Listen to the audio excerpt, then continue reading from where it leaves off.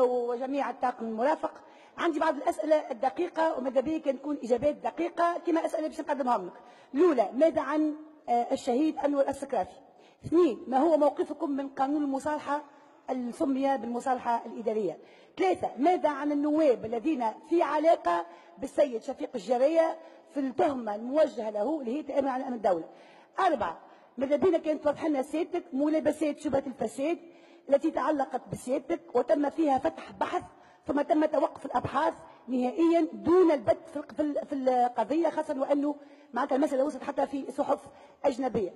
رابعه، وين لجنه التدقيق في عقود المحروقات؟ هذوما اسئله ماذا بيا كان نلقى اجابه لهم اثر في اثناء المداخله نتاعك. توا نحب نعرف حاجه سيد رئيس الحكومه، احنا امام ازدواجيه السياسه. انتم في رئيس الحكومه تعمل في المقاومه ورئيس الجمهوريه تعمل في المصالحه والاثنين في الفساد. فهمونا هالدولة هذه عقلها فيه، عند عقل تخمم ولا لا؟ اسكو فما مقاومة حقيقية للفساد ولا فما تبييض للفساد؟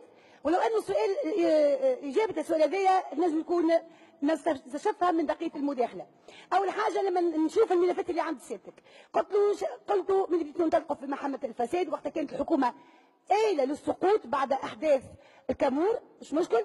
المهم ثم إيقاف شفيق الجرية تحت لافتة اسمها مقاومة الفساد، إلا أنه شفيق الجرية إلى حد الساعة هذه منذ الحملة هذه ما ولا ثم ملف تحال على القضاء المالي بتهمة فساد مالي. اثنين، وفي حين أنه بيك نحب نذكر بحاجة هنا للأمانة باش نوصل الأمانة نتاع أصحابها.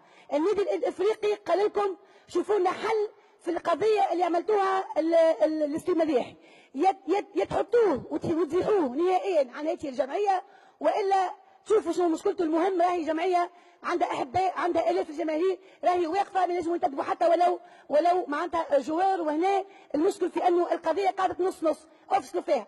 ثلاثة، الكناترية اللي وقفت من سيادتك، راهو اسال معاك بعض المحامين في الحكومة نتاعك يقولوا لك راهي خبز اليومي في المحاكم. دابا عندك بعض المحامين اللي هما اليوم عندك في الحكومة كانوا ينوبوا فيهم حاجة عادية، ينوبوا في الكناترية، راهي مسألة يومية، دونك مش داخل في سياسة مقاومة الفساد. أربعة، كي احنا نحكيو على أمن الدولة وين سي كامل الطيف ونقول هذا بصوت عالي، لأنه للأسف يذكر هنا ملابسات حوله هو ولكن اسمه ما يتجبدش، لأنه عنده قضية في التآمر على الدولة، لأنه يوميا في اتصال بمدير عامين، في يوميا في اتصال بالوزير، الرجل يحكم في الدولة بالهاتف. دونك شوفوا لنا شنو الحكاية هذيا وعنده ملف مرة واحدة يتحل. سيد رئيس الحكومة، في خصوص الأموال، في خصوص عفوا الديوانية اللي تم حجز او مصادره ممتلكاتهم اللي هو واحد تم مصادره ممتلكاته، حاب نقول لك راهم زوز هذوما الديوانيه في التقاعد. ماذا بيك تشوف لنا مساله الديوانيه الكبيره اللي عندك اليوم رجعوهم بعد القائمه اللي تم ازاحتهم في 2012، تم اعادتهم لاماكن واماكن حساسه ومخربين ديوانه، كيما المدير العام، كيما مدير اداره الحرس الديواني، مدير اداره الابحاث وما ادراك من الابحاث، معناتها مراقب العام، كلهم معناتها من المناصب الحساسه اللي قاعد تاثر في الحكومه. مساله اخرى بنش نتعمق فيها، مثل الجويله كبيره ياسر، معناتها كي تحب الحق يعني تحل المشكله هذيا، امشي ابحث على نمو الثروه الغير المبرر اللي قاعد تشوف فيه قدام عينيك ديواني يخلص فيه في 1.5 مليون، هو عنده في فيلا ب2 مليارات، والله واحد يسال مين يعني كيفاش. أربعة، يا سيد رئيس الحكومه، لما تقول نحب نقاوم الفساد ما كانش قلت لك ما كنتش في تناقض الى حد الان.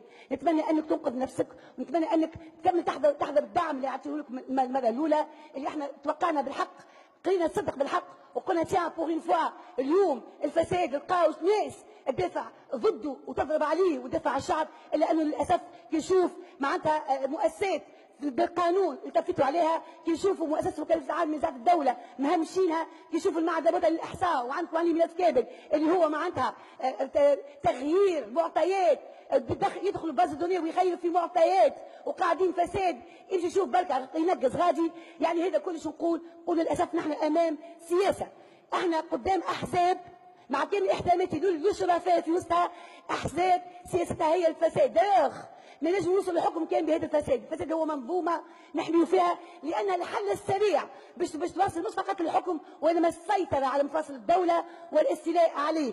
يا سيده رئيس الحكومه، يعني ما نعرفش شو نقول لك، يعني تقابل في الفساد وسيادتك ابسط حاجه تلفت الوزارات اللي فيها ينخوا فيها كلها في الفساد، تلفت للحكومه نتاعك اللي عندك شكون عنده شبهه فساد، سواء كان من المستشارين نجيبوا فيهم بالذمه، سواء كان من كتاب الدوله، سواء كان من بعض بالطبيعه ديما نسبوا او ثم ناس نزهاء ويخدموا على رواحهم ونحن عليهم السي في. عندك تضارب مصالح ايضا لسيد وزير الماليه، مع كان احترامي ليه ما يلزمش يكون في المنصب نتاع وزير الماليه.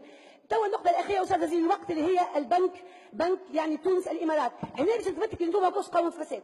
عندكم ملف وصل لكم لوزير المالية بالنيابة ولوزير المالية السابق رئيس الحكومة لكل المسؤولين، ملف وعندي منه نسخة، يعني ملف كبير. فيه يا سيدي قروض مشبوهة، يا اما بدون ضمانات والا مشاريع وهميه او شركات وهميه، في انتدابات مشبوهه كلها 120 في عام واحد، الكلهم ولد فلان اخو فلان، حتى من سي نور الدين بن ديشا عنده واحد من العائله غادي.